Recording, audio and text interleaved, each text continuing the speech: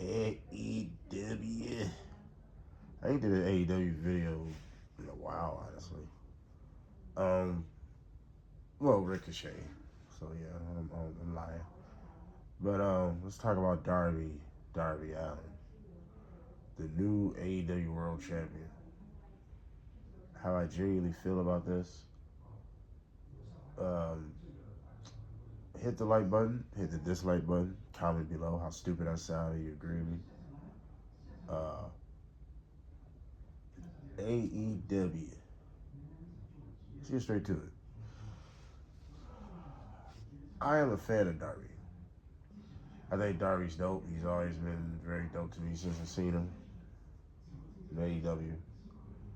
Uh, he has a Jeff Hardy, a spice of Rey Mysterio about him. He's very marketable. He's very relatable. He seems legit. He don't seem like a gimmick. Just like Jeff Hardy and Rey Mysterio. They don't seem like gimmicks. Darby possessed that rare specialty that a lot of wrestlers would kill for. So, but let's get on what AEW did on Dynamite. Dynamite crowned the new world champ. He beats MJF less than 3 minutes. The entrances and the intros to the match was longer than the actual match. And I'm conflicted.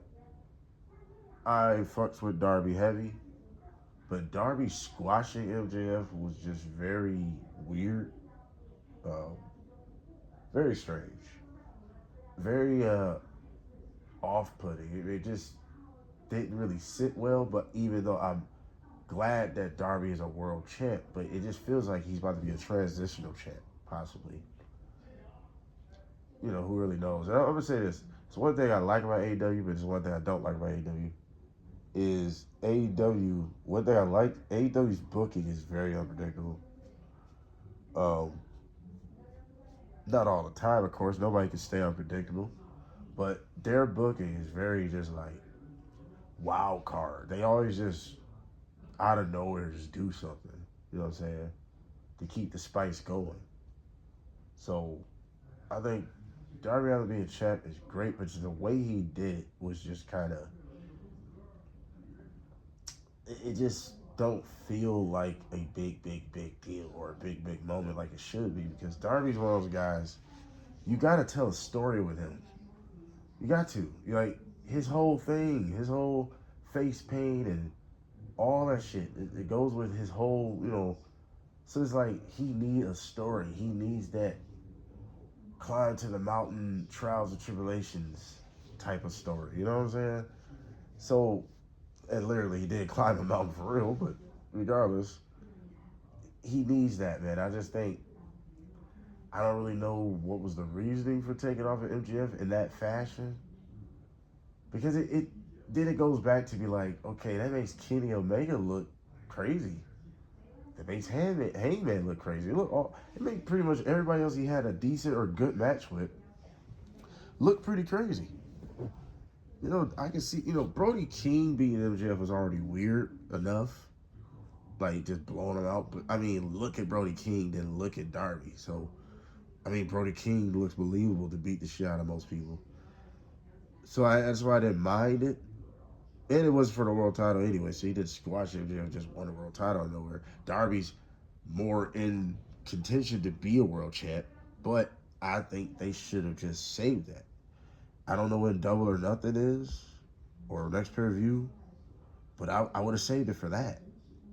The feud you could have told. Now, we don't know if this is going to continue. We don't know if next week MJF and Darby's going to start a feud up until that, and a possible rematch, which I don't think it really do them no favors making it a rematch. This was just like MJF and Will Ospreay, I think last year or 2 years ago, where they had this good ass banging match on the show, and then they tried to put on the pay-per-view, and I was like, you really think that, you think that pay-per-view match is going to add up to that when that match went like, what, 45 or a minute, I mean an hour or something? There's no way to match that energy, even though the second match was good, but it was nowhere near the energy the first one had, because that was their first time fighting too, and you wasted it on a regular night. MJF and Darby has history. They're part of the four pillars. But with the fact they have history, you could tell a hell of a story with them. They're the polar opposites and everything. MJF is everything Darby's not. Darby is everything MJF's not. This automatically makes a good story. I mean, damn, we could have had Sting get attacked by MJF. We could have really did some shit to really build all this up. Darby could have stayed on a roll. You know what I'm saying? He beat Andrade, he made him a contender, but now he's got even more target on his head. You know what I'm saying? He could have had more Don Callis family fighting him, and MJF paying people. The typical MJF stair step is you got to fight people. Like there's Mortal Kombat thing, and you got to fight people to get to the final boss type shit. I mean, I'd rather they did that and add on. He could have talked about his uncle, which the reason why he has a white face paint. So you could have talked about that. But like I said, we really don't know if this is leading to a feud and they just wanted to do something just out of nowhere. And of course, I mean, we got to address the elephant in the room. This is WrestleMania week. So they want to do something to get the highlights. I mean, the headlines. So I do get that part. I do get it.